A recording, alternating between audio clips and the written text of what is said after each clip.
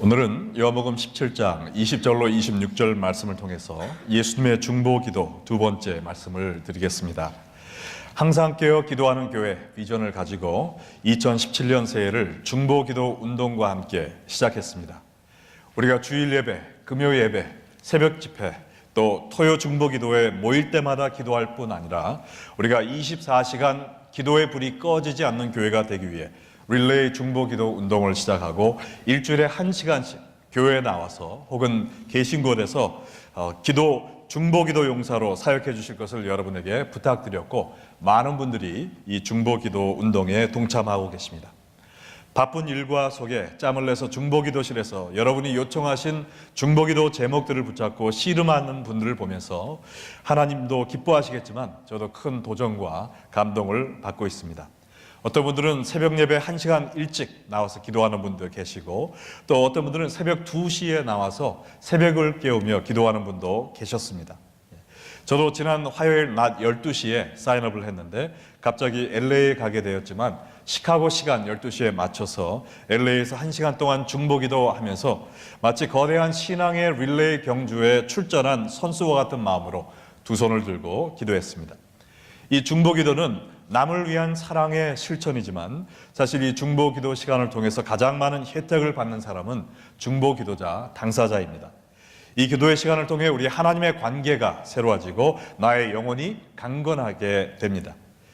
이 중보기도 운동에 처음 참여하는 분들은 그 긴 1시간을 어떻게 기도로 다 채우나라고 고민하실지 모르지만, 하나님 앞에 나오면 그 기도하는 1시간이 얼마나 귀하고 달콤한 시간인 것을 깨닫게 되실 것입니다. 지난주에 어느 한 집사님께서 저에게 카톡 메시지를 보내주셨어요. 이렇게 이야기를 하셨습니다. 주일 예배 시간에 목사님 말씀으로 인해 중보기도에 헌신하기로 손을 들었습니다. 예배 후 괜히 손 들은 거 아닌가 생각이 들었지만 기도가 필요하다는 것을 알럿하는 일이 주일 저녁에 있었습니다. 오늘 사인업한 12시에 교회를 가면서 1시간을 어떻게 채우지 하는 걱정을 가졌습니다. 타이머를 1hour로 세팅하고 중보기도를 시작했는데 1시간이 아주 빨리 지나갔습니다. 혼자서 주님의 전에서 기도하면서 은혜의 시간을 가졌습니다. 그동안 기도가 부족했다는 것을 생각은 하였지만 실감하였습니다. 하나님께서 목사님을 통하여 전하신 말씀에 아멘으로 답할 수 있도록 해주셔서 감사드립니다. 목사님 LA 잘 다녀오세요. 할렐루야. 여러분들도 이 기도 운동에 참여하심으로 은혜의 시간을 경험하시고 또한 여러분의 기도를 통해 역사하시는 하나님의 능력을 체험하시기를 바랍니다. 자, 항상 깨어 기도하는 교회로 성장하기 위해서 저희가 1월과 2월 2달 동안 성서 인물들의 중보기도를 자세히 살펴보는 시간을 갖고 있는데, 지난 주일에는 요한복음 17장 6절로 19절을 통해 제자들을 위한 예수님의 중보기도를 살펴보았고, 오늘은 20절부터 26절까지를 통해 말씀을 통해서 장차 예수님을 믿게 될 모든 사람들을 위해 드린 예수님의 중보기도를 조명해 보겠습니다. 오늘 말씀 20절에 보니까 예수님이 말씀하시기를 내가 비옵는 것은 이 사람들만을 위함이 아니요 또 그들의 말로 말미암아 나를 믿는 사람들도 위함이니 그랬습니다. 여기서 이 사람들이란 예수님의 제자를 이야기하는 거고, 또 그들의 말로 말미암아 나를 믿는 사람들, 이것은 제자들의 전도를 통하여 먼 미래에 예수님을 믿을 사람들을 일컫는 것입니다. 이제 제자들을 위한 기도를 마치신 예수님은 앞으로 먼 장래에 예수님을 믿게 된 온 세계의 교회들을 위해서까지도 기도하기 시작하셨는데, 이것을 통해서 우리는 중보기도자의 믿음의 자세에 대해서 먼저 배울 수가 있습니다. 예수님이 이 기도를 드리신 시점은 고난주간 목요일 저녁, 즉 겟세마네 동산에서 체포되기 바로 직전의 절박한 순간이었습니다. 곧 로마 병정들에게 체포되어 온갖 고문을 당하다가 십자가에 처참한 죽음을 당하실 시기가 코앞에 다가왔음에도 불구하고 예수님은 눈앞에 닥친 고난에 두려워 떠는 것이 아니라 그의 죽음 뒤에 펼쳐질 영광스러운 승리를 바라보며 기도하고 계셨던 것입니다. 육의 눈으로 당면한 위기를 보고 좌절하는 것이 아니라 영의 눈으로 하나님이 이루실 일들을 바라보면서 믿음의 기도를 올리는 것, 이것이 바로 중보기도자의 믿음의 자세인 줄 믿습니다. 이 구절을 통해 느끼는 또 한 가지 진리는 예수님은 그의 제자들이 돌아올 것을 믿으셨다는 것입니다. 예수님은 그의 제자들이 그를 배반하고 도망갈 것을 아셨고 제자들에게 미리 예고할 정도로 다 깨닫고 계셨지만, 그러나 좌절하지 않으시고 그들이 지금 비록 시험에 넘어져 빠져 있지만 그들이 다시 일어설 것을 믿으셨습니다. 그리고 그들이 나가서 전도할 때 수많은 사람들이 그들을 통하여 구원을 받을 것이라는 것을 믿고 그들을 위해서까지 기도하신 것입니다. 우리도 중보기도자로 하나님 앞에 무릎을 꿇을 때 이러한 믿음의 눈으로 기도를 해야 될 줄로 믿습니다. 내가 위해서 기도하는 이 사람이 지금은 비록 하나님을 부인하고 있지만 하나님의 때에 그의 마음을 열고 예수님을 받아들이고 하나님의 일꾼이 될 것을 믿습니다 라는 마음으로 기도하시기 바랍니다. 나의 기도 대상자가 지금은 비록 미성숙해서 사고뭉치처럼 행동하고 있지만 이 사람이 말씀으로 변화받아 사람들을 하나님께로 인도하는 전도자가 될 줄로 믿습니다. 이러한 믿음을 가지고 기도할 때 하나님이 여러분의 기도를 응답해 주실 것입니다. 자, 그러면 예수님께서 이 미래의 성도들을 위해서 기도하셨는데 그 기도의 내용은 무엇이었을까요? 예수님이 온 세상에 흩어져 있는 오늘날의 교회, 또 그리고 장차 예수님을 믿게 될 다음 세대들까지 위해서 기도하셨는데 그 기도의 내용은 두 가지였습니다. 첫 번째 기도 내용은 그들이 하나 되게 하소서라는 기도였습니다. 예수님은 온 세상의 성도들을 위해서 기도하실 때 그들이 능력받게 해주세요 기도하지 않았습니다. 또 그들이 하나님을 위해 큰 일을 하게 해주세요 기도하지 않으셨습니다. 예수는 간절히 그들이 하나 되게 하여 주시옵소서라고 기도하셨는데 이것도 한 번이 아니라 3번을 기도하신 것입니다.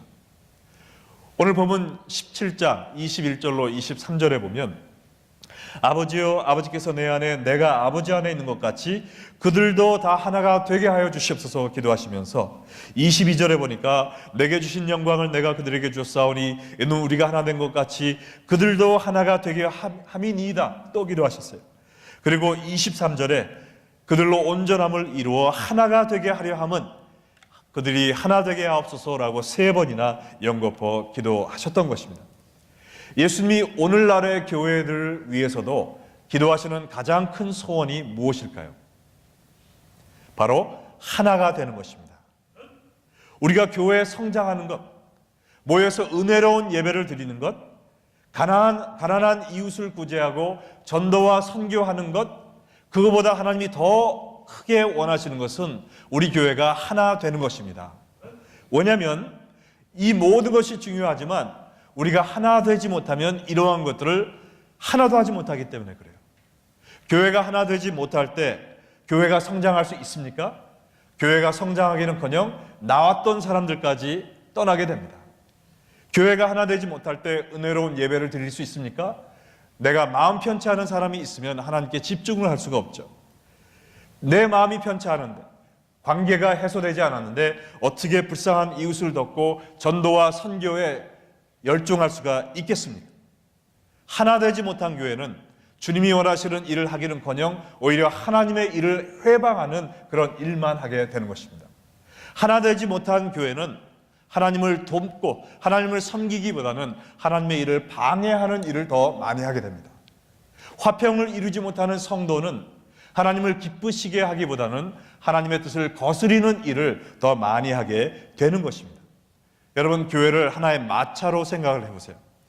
여러 말이 함께 모여 마차를 끌고 가는데 그 말이 100마리가 있다 한들 만약에 그 말들이 서로 다른 방향을 향해 달리기 시작하면 그 마차는 전진할 수가 없죠. 오히려 산산조각 찢어질 뿐입니다. 그러나 말이 2마리만 있다 할지라도 그 말이 마음을 합하여 한쪽으로 달려가면 그 마차는 전진할 수 있는 것입니다. 이와 마찬가지로 교회에 사람들이 얼마나 많은가, 얼마나 많은 일을 하는가, 그것이 중요한 것이 아니라 우리 교회가 주 안에서 하나 됐는가, 이것이 더 중요한 것을 믿으시기 바랍니다. 내 뜻을 주장하고 내 마음대로 되기 원하는 그런 마음을 다 버리고 우리 교회가 먼저 하나 되는 데 힘써야 될 줄로 믿습니다. 그래서 저희 교회를 섬기는 리더십 팀은 저희는 모든 결정을 할 때 다수결로 하지 않습니다. 만장일치로만 결정을 합니다. 단 한 명이라도 우리가 하고자 하는 새로운 사역에 마음이 합하지 않는다면 우리가 때가 안 된 거예요. 준비가 되지 않은 겁니다. 기다리는 것입니다. 기도하고 기다리면서 하나님의 뜻을 간구하여 우리 모든 리더십 팀이 100% 이것은 하나님이 원하시는 길이다 라고 확신이 설 때 우리는 비로소 움직이기 시작하는 것입니다. 일을 못해도 좋아요. 일을 천천히 해도 좋아요. 하나님 보시기에 가장 중요한 것은 하나 되는 것임을 믿으시기 바랍니다. 왜냐하면 우리가 하나 될 때 비로소 하나님이 원하시는 방향으로 우리가 전진해 나아갈 수 있기 때문에 그렇습니다. 자, 그러면 예수님이 가장 원하시는 것이 하나 되는 것인데 우리가 하나 될 수 있는 방법은 무엇일까요? 오늘 본문 21절로 23절에 그 방법도 나와 있습니다. 여기에 보면 제가 그 중요한 구절들을 노란색으로 이렇게 해놨는데 하나 될 수 있는 방법 3가지가 나열되어 있어요. 21절에 보면 하나 되어 우리 안에 있게 하사, 22절에 보면은 내게 주신 영광을 그들에게 주음으로 그들이 하나 되게 한다 그랬고요. 23절에는 내가 그들 안에 있고 아버지가 내 안에 있으므로 그들이 하나 되게 된다 그랬는데 이 3가지가 모두 같은 말을 하고 있는 것입니다. 다시 말해서 내가 예수님 안에 있고 예수님이 내 안에 있을 때 우리 모두가 하나 될 수 있는 것이죠. 우리가 하나 되기 전에 먼저 내가 예수님과 연합한 사람이 되어야 된다는 것을 믿으시기 바랍니다. 21절에 우리 안에 있게 하사라고 그랬어요. 이것은 우리 온 성도들이 삼위일체 하나님 안에 거할 때 우리가 하나 될 수 있다는 것입니다. 또한 22절에 영광을 그들에게 주었다라고 그랬는데 성경에서 이야기하는 하나님의 영광은 하나님이 사람들에게 거할 때 영광을 보았다 그랬습니다. 구약에서는 하나님의 영광이 불기둥과 구름기둥으로 이스라엘 백성들과 함께하였고 하나님의 영광이 성막에 거했다고 그랬어요. 하나님이 내려오셔서 사람과 함께 있었을 때 우리는 하나님의 영광을 받고 하나님의 영광을 보는 것입니다. 신약에서도 예수님의 성육신을 통해서 우리가 하나님의 영광을 보았죠. 이 어린아이의 탄생을 통해서 우리가 그의 영광을 보매 말씀이 육신이 되어 우리 가운데 거하심에 우리가 그의 영광을 보매 독생자 아들의 영광이니라 그렇게 이야기를 한 것입니다. 그래서 예수님이 우리에게 영광을 주심으로 우리로 하나 되게 하였다라는 것은 하나님이 또 예수님이 우리와 함께 거하심으로 우리가 하나 될 수 있다는 것을 의미하는 것입니다. 그리고 23절에 아주 단도직입적으로 얘기했잖아요. 예수님이 우리 안에 거할 때 바로 우리가 하나 될 수 있는 것입니다. 제가 이 장례식은 몇 번 하지 않았고 앞으로도 안 했으면 좋겠습니다. 그러나 결혼식은 많이 했어요. 제가 현재까지 135번의 결혼식을 집례를 했는데 이 결혼식 하기 전에 항상 결혼 준비 교실을 합니다. 그때 제가 하는 얘기 중에 이런 이야기가 있어요. 신랑과 신부가 각자 다른 가정에서 다른 문화와 습성 속에 자라났는데 어떻게 이 두 사람이 하나가 될 수 있는가? 이것은 우리가 예수님을 향해 함께 나아갈 때만 가능하다는 것입니다. 여러분 삼각형을 생각해 보세요. 이 양 끝에 남편과 아내가 있습니다. 어떻게 하나 될 수 있을까요? 가운데 꼭지점에 계신 예수님을 향해서 내가 예수님을 닮아가야지, 예수님의 마음을 품은 사람이 돼야지 하고 예수님을 향해 나아가다 보면 어느새 신랑 신부가 서로 가까워지는 것입니다. 이와 마찬가지로 우리가 내가 옳고 당신이 틀렸고 이 잘잘못을 가림으로 하나가 절대 될 수 없습니다. 나의 옛 모습을 십자가에 못 박고 오직 예수님의 마음이 나의 마음 되게 하여 주시옵소서. 예수님의 생각이 나의 생각 되게 하여 주시고 나의 말이 예수님의 말이 되게 하여 주시옵소서. 예수님 한 분을 바라보며 내가 예수님과 동행하고 하나 되는 그러한 삶을 살 때 그러한 성도들이 함께 모일 때 우리가 예수 안에서 하나가 될 수 있는 줄로 믿으시기 바랍니다. 교회에서 사람들이 서로 부딪히는 이유는 뭘까요? 내가 예수 안에 거하지 않기 때문에 그럽니다. 예수님이 아직 우리의 주인이 되지 않으셔서 그래요. 예수님의 뜻이 나의 뜻이 되지 않았기 때문에 그렇습니다. 우리는 나의 뜻을 관철시키는 것이 중요한 것이 아니라 주여 오직 하나님의 뜻을 간구하고 발견하고 순종하기 원합니다 라는 마음을 가지고 함께 모일 때 하나님의 뜻은 하나입니다. 그러므로 교회 안에 분열은 있을 수가 없습니다. 믿으십니까? 자, 여러분들이 생각하시기에 그래도 그렇죠, 목사님.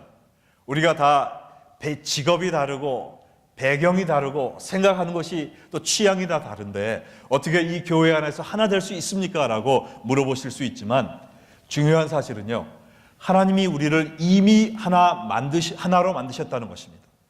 우리가 비록 차이점들이 있지만 우리가 주 안에서 갖고 있는 공통점들이 더 많고 크다라는 것이죠. 예수님이 우리를 어떻게 하나로 만드셨는가? 바로 십자가에서 그 일을 성취하셨습니다. 에베소서 2장 14절로 16절에 보니까 그는 우리의 화평이시니라. 둘로 하나를 만드사 원수된 것 곧 중간에 막힌 담을 자기 육체로 하시고 또 십자가로 이 둘을 한 몸으로 하나님과 화목하게 하려 하심이라. 원수된 것을 십자가로 소멸하시고. 할렐루야. 예수님이 십자가에서 우리를 이미 하나로 만드셨습니다. 우리를 먼저 하나님과 하나 되게 만드셨고 그뿐 아니라 이 둘을 하나님이 없이는 원수관계일 수밖에 없는 사람들을 예수 그리스도를 통하여 하나로 만들었다는 것입니다. 여러분, 우리가 제자훈련을 2월 첫째 주에도 시작하지만 제자훈련 1권 1과에 우리가 용서에 대해서 이야기를 하는데 마태복음에 보면 예수님의 12제자 가운데 열심당원이 한 명 있는데 그 사람의 이름이 뭐였죠? 시몬. 그리고 세리가 있었는데 그의 이름은 마태였습니다. 그때는 로마 정복 시대인데요, 마치 한국이 옛날 일제, 압제 밑에 있을 때 그때 그 힘에 빌붙어서 동포들을 착취하던 매국노들이 있었고 또 독립운동하던 사람들이 있었어요. 그들은 절대 함께 할 수 없는 물과 기름 같은 사람들이죠. 이와 마찬가지로 이 로마 정복 밑에 있었던 이스라엘 사람들 가운데서도 이 로마에 빌붙어서 자기 백성들을 착취하던 세리들이 있었어요. 그게 바로 마태였습니다. 그와 반대 이 이스라엘의 독립을 위해 싸우던 열심당원들이 있었는데 그게 바로 시몬이었어요. 이 시몬과 마태가 어떻게 예수님의 12제자 중에 하나가 되어 3년 동안 동고동락할 수가 있었겠습니까? 성경에 보면 시몬과 마태가 싸웠다는 이야기 있습니까? 눈 씻고 봐도 없어요. 어떻게 이 남과 북과 같은 이 사람들이 하나가 될 수 있었을까요? 예수 안에서 하나가 된 거죠. 한 사람은 로마의 법대로 살고 한 사람은 유대의 법대로 살던 사람들이지만 그들이 로마의 법과 유대의 법을 초월하는 예수 그리스도의 하나님 나라의 법대로 삶으로 말미암아 이 과거의 모든 차이점을 극복하고 주 안에서 한 목적을 향해 달려갈 수 있었던 것입니다. 그러므로 우리가 교회 안에서 아무리 다른 생각을 가진 사람들이 모였다 할지라도 우리가 예수 그리스도 안에서 내가 녹아지고 예수 그리스도의 말씀을 순종하는 새 사람이 되면 우리는 주 안에서 하나 될 수 있음을 믿으시기 바랍니다. 그래서 여러분 가운데 아직 내가 성도들과 하나 되지 못했다면, 내 마음속에 미운 사람이 있다면 먼저 내가 회개해야 됩니다. 내가 회개하고 주여 우리의 화평이신 예수 그리스도시여 제 마음에 있는 이 미움의 생각을 녹아 없애 주시고 십자가의 능력으로 제가 모든 사람을 사랑할 수 있도록 인도하여 주시옵소서 라고 기도하시면서 화평을 이루는 여러분 되시기를 주의 이름으로 축원합니다. 자, 그러면 예수님이 가장 원하시는 것은 교회의 화평이고 하나 되는 것입니다.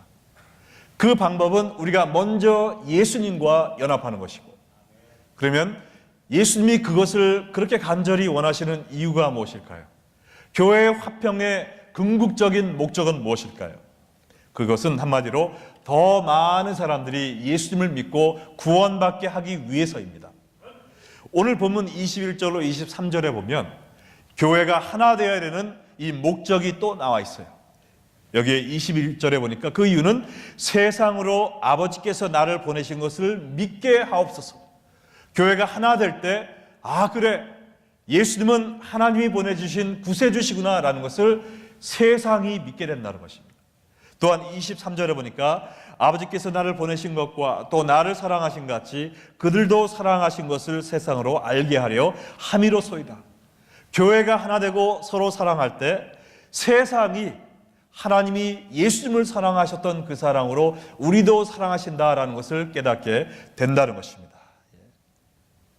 우리 안에 있는 사랑을 이 세상이 볼 때 하나님의 사랑을 느끼게 된다는 것이죠. 세상은 성경을 읽지 않습니다. 하나님을 볼 수도 없어요. 그들이 읽을 수 있는 성경은 살아있는 기독교인들의 삶뿐이에요.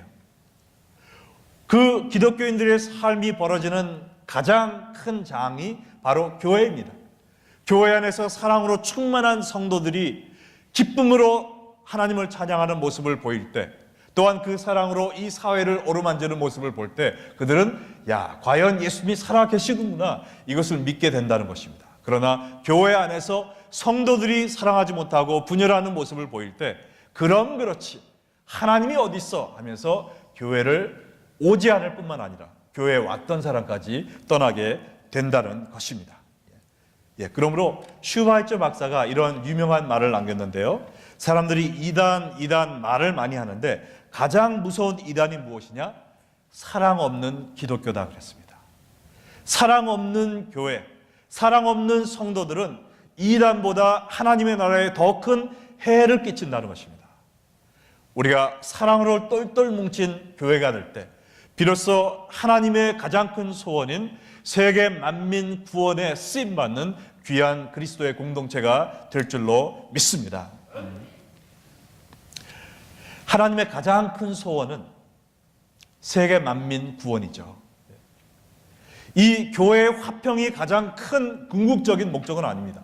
그러나 이 궁극적인 목적을 이루기 위해서 교회의 화평이 필요한 것이죠. 내가 화평을 이루는 성도가 되어야 되는 것이죠. 그래야 우리가 하나가 되어 주님이 원하시는 이 세계 복음화를 위하여 함께 달려나갈 수 있는 것입니다. 그래서 이것을 이루기 위해 내가 먼저 예수님과 연합되어야 되고 주 안에서 우리가 하나 되어야 되고, 그렇기 때문에 우리가 계속 은혜의 강가로 나가야 되는 것입니다. 내가 예수님으로 가득 차 있지 않으면 나는 어디에 가도 화평을 이루지 못합니다. 내 마음에 드는 사람이 하나도 없어요. 내가 먼저 예수 안에 깨어져야 됩니다. 예수님의 십자가 앞으로 다시 나아가서 내가 죄인임을 발견하고 내가 회개하고 주 앞에 새로워질 때, 우리가 그러한 사람들이 연합할 때 하나님이 보시기에 아름다운 그리스도의 향기가 나는 하나 된 공동체가 될 줄로 믿습니다. 자, 그래서 오늘 예수님의 두 번째 기도를 보면은요, 예수님의 궁극적인 소원, 하나님의 가장 큰 소원을 위해서 기도하고 있습니다. 그것은 천국에 나와 함께 있게 하소서라는 거예요. 천국에 나와 함께 있게 하소서. 요한복음 17장 24절에 보니까 아버지여 내게 주신 자도 나 있는 곳에 나와 함께 있어. 아버지께서 창세전부터 나를 사랑하심으로 내게 주신 나의 영광을 그들로 보게 하시기를 원하옵나이다. 여기서 예수님이 나 있는 곳이라고 말씀하셨는데 거기는 어디일까요? 천국을 의미하는 거죠. 예수님이 기도하신 두 번째 그 기도는 이 세상 모든 사람들이 하나님을 믿고 예수님과 영원 무궁토록 천국에서 사랑하며 살게 해 주시옵소서, 이것이었습니다. 제가 말씀을 전할 때마다 누차히 얘기하지만 우리가 성경을 창세기부터 요한계시록 보면 하나님의 소원은 단 한 가지입니다. 가장 큰 소원 계속 나옵니다. 구약과 신약에 창세기부터 요한계시록까지 계속 나와요. 그것은 뭐냐? 하나님이 우리의 하나님이 되시고 우리가 하나님의 백성이 되어 천국에서 영원토록 서로 사랑하며 함께 사는 것, 이것이 우리를 향한 하나님의 소원임을 믿으시기 바랍니다. 그리고 이것이 바로 예수님이 우리를 위해 돌아가신 이유라는 것이죠. 그리고 예수님의 가장 마지막 기도였습니다. 여러분, 예수님이 왜 우리를 위해 돌아가셨는가? 많은 기독교인들이 이것을 오해하고 있습니다. 많은 사람들이 예수님이 내 죄를 용서하기 위해 돌아가셨다라고 생각하지만 그것은 빙산의 일각에 불과한 거예요. 그것이 궁극적인 목표는 아닙니다. 우리의 죄를 용서해 주신 것은 우리가 예수님을 믿는 그 순간에 이루어지는 거예요. 그러면 우리의 죄를 용서받고 그 다음에는 어떻게 사느냐, 그 다음에 무엇이 이루어지기를 바랬느냐, 그것을 봐야 된다는 것이죠. 데살로니가 전서 5장 10절 우리 다 함께 읽어보겠습니다. 예수께서 우리를 위하여 죽으사 우리로 하여금 깨어있든지 자든지 자기와 함께 살게 하려 하셨느니라. 이것이 바로 예수님이 십자가에 돌아가신 궁극적인 목적입니다. 자든지 깨든지, 이것은 24시간을 얘기하는 거죠. 우리가 자고 있을 때는 깨어있지 않습니다. 또 깨어있을 때는 자고 있지 않은 거죠. 자지 않으면 깨어있고 깨지 않으면 자고 있어요. 그러므로 깨든지 자든지 이 말씀은 하루 24시간 1초도 빼놓지 않고 예수님과 동행하는 삶을 살게 하기 위해서 예수님이 십자가에 돌아가셨다는 것입니다. 또 영적으로 보면 깨었다는 것은 우리의 목숨이 붙어 있다는 이야기예요. 살아 있다는 겁니다. 잔다는 것은 무슨 얘기입니까? 죽었다는 이야기죠. 그러므로 우리가 살아 있든지 죽었든지 영원 전부터 영원 후까지 우리가 예수님과 함께 사는 것, 이것이 바로 예수님이 십자가에 돌아가신 목적이라는 것이죠. 이 목적을 이루기 위해서 필요한 것이 무엇입니까? 우리의 죄가 용서받는 것입니다. 왜냐하면 우리가 죄인으로서 하나님 앞에 설 수가 없잖아요. 예수님과 동행할 수가 없잖아요. 그러므로 우리의 죄를 용서해 주시기 위해서 예수님이 돌아가셨습니다. 근데 그것은 아까 말씀드린 것처럼 단 예수 믿는 그 순간에 해결되는 거고, 그 후부터 우리가 힘써야 될 성도의 삶이 뭐냐? 우리가 깨어있든지 아니면 자고 있든지 어느 순간 어디에 있든지 간에 예수님과 동행하는 것입니다.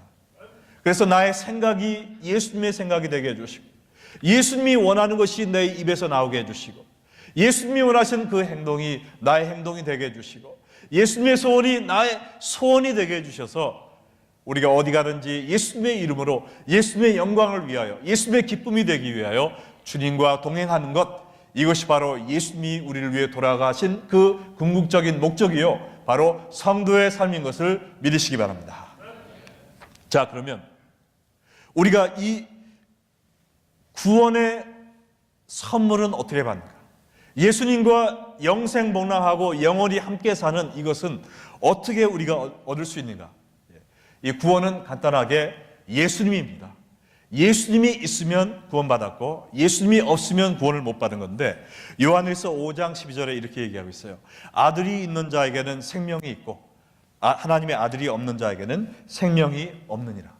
우리가 예수님을 우리의 삶 속에 모셔드렸으면 우리가 주님과 동행하며 예수 그리스도의 향기를 내뿜으며 우리가 형제 자매와 연합하며 하나님의 선을 이루는 사람이 되는데, 자, 그러면 마지막으로 우리가 어떻게 예수님을 우리의 마음속에 받아들일 수 있느냐, 여기에 대해서 예수님이 26절에 말씀을 해주고 계십니다. 요한복음 17장 26절에 보니까 내가 아버지의 이름을 그들에게 알게 하였고 또 알게 하리니 이는 나를 사랑하신 사랑이 그들 안에 있고 나도 그들 안에 있게 하려 함이니라. 자, 여기에 열쇠가 있습니다. 우리가 예수님을 받아들여야 하나님의 백성이 되어 주의 뜻대로 살면서 연합하여 하나님의 목적을 이룰 수가 있는데, 어떻게 예수님을 받아들일 수 있는가? 제일 먼저 우리가 하나님 아버지의 이름을 알고 또 알아야 된다는 것이죠. 예수님이 우리 안에 있게 하기 위해서 하나님의 이름을 우리에게 알려주셨고 또 알려주고 계신다고 말씀하고 있잖아요. 우리가 하나님이 우리를 위해서 무엇을 해주셨는가? 하나님의 위대하신 이름과 그의 사랑에 대해서 알고 깨달아야 됩니다. 그래야 우리의 마음문이 열려 예수님을 우리의 가슴 속에 받아들이게 되는 것이죠. 제가 어느 이야기를 들었는데, 어느 청년이 전쟁에 나갔다가 파편이 터져 두 눈을 잃었다고 합니다. 그때 수술을 받기 전에 어머니가 찾아오셔서 아들을 붙잡고 울면서 내 사랑하는 아들아, 네가 어떻게 장님이 되었니? 하면서 그를 위로하려 했지만 그 아들은 너무나 마음이 상해서 그 위로를 받지 않고 엄마를 원망하고 모든 세상을 원망하기 시작했다고 합니다. 그때 수술을 받고 이제 붕대를 풀게 되었는데 의사가 이야기하기를 다행히도 한쪽 눈은 볼 수 있게 되었습니다. 이야기를 듣고도 그 청년은 내가 왜 애꾸눈이 돼야 돼요? 나는 얼마 전만 해도 두 눈이 멀쩡한 사람이었는데 하면서 또 계속 원망하고 또 어머니의 위로도 받기를 거절했습니다. 근데 그가 불평 속에서 붕대를 풀었는데 한쪽 눈을 통하여 이 세상을 바라볼 수 있겠어요. 근데 가장 먼저 그의 눈에 들어온 사람은 바로 어머니였습니다. 근데 그의 눈으로 어머니를 바라보니까 어머니도 한눈에 붕대를 감고 있었던 것입니다. 그때 그 청년은 깨달았어요. 아, 내가 장님 되었을 때 엄마가 나를 위하여 한눈을 뽑아서 나에게 기증하여 주심으로 말미암아 내가 한눈이라도 볼 수 있게 되었구나. 어머니의 큰 희생의 사랑을 알고 깨닫게 된 것입니다. 그제서야 이 청년이 원망과 불평을 멈추고 회개와 감사의 눈물을 흘리면서 어머니를 끌어안고 어머니에게 효도했다는 이런 이야기가 있습니다. 이와 마찬가지로 우리가 하나님이 우리를 위하여 무엇을 해주셨는 것을 깨달아야 됩니다. 그러지 않고 우리 삶에 있는 여러 가지 어려움, 또한 이 세상에 무슨 injustice 이런 거를 보면서 하나님 왜 이런 일이 있습니까? 왜 나에게 이런 일을 허락하십니까? 불평불만할 수 있지만 우리가 하나님의 은혜를 바라봐야 된다는 것이죠. 하나님의 놀라우신 이름, 정말 내가 죄인 되어 죽을 수밖에 없는 사람이죠. 하나님은 나를 멸망시키지 않으시고 우리를 얼마든지 멸망시키고 새로운 사람을 창조하셔도 되는데 하나님은 그 사랑 때문에 그렇게 하지 않으시고 하나밖에 없는 독생자의 생명을 내 대신 십자가에 던져주심으로 말미암아 그 희생으로 말미암아 내가 다시 살게 되었다는 이 복음을 내 머리로뿐만 아니라 내 가슴으로 받아들일 때 주여 저 같은 아무런 희망이 없는 주 앞에 행한 것이라고는 죄밖에 없는 죄인을 끝까지 사랑하셔서 이러한 희생을 치러주신 하나님 감사합니다. 우리가 그것을 깨닫고 우리의 마음을 열 때 예수님을 우리의 구세주요 우리의 왕으로 받아들이고 예수님과 동행하는 생활, 성도들과 하나 되어 주님의 영광을 위하여 세계 복음화를 위하여 달려가는 그러한 삶을 살 수 있다는 것입니다. 여러분은 이 하나님의 고귀하신 사랑과 희생을 알고 깨달으시고 여러분의 마음을 열고 예수님을 여러분의 구세주로 받아들이셨습니까? 그러지 못하셨다면 바로 오늘 이 시간에 더 늦기 전에 여러분의 마음을 여시고 예수님을 여러분의 마음속에 받아들이심으로 말미암아 구원의 영생의 선물을 얻으시기를 축원합니다. 예수님을 이미 믿으셨다면 여러분 가운데 내가 나의 죄가 용서받고 천국에 갈 수 있는 확신이 있다, 이것으로 만족하지 마시고 예수님이 나를 위해 돌아가신 그 궁극적인 목적, 내가 예수님과 항상 동행하며 주님과 함께 살기를 원하는 그것을 이제 아셨으니 아침에 일어나는 순간부터 밤에 잠에 드는 그 순간까지, 아니 꿈꾸는 그 순간까지 예수님을 생각하며 주님의 영광을 위해 살 수 있는 여러분 되시기를 주의 이름으로 축원합니다. 예수님과 이렇게 동행함으로 말미암아 예수님과의 관계만 새로워지는 것이 아니라 내가 내 옆에 있는 성도들과 나는 이미 십자가에서 죽어 없어졌으니 주님이 어떤 행동을 통하여 가장 영광 받으시겠습니까? 이거 하나만 생각하면서 우리가 형제자매가 서로 연합하여 하나님을 기쁘시게 하는 그러한 많은 영혼을 주 앞에로 인도하는 레이크비언의 교회가 되기를 주의 이름으로 간절히 축원합니다. 다 같이 기도하시겠습니다.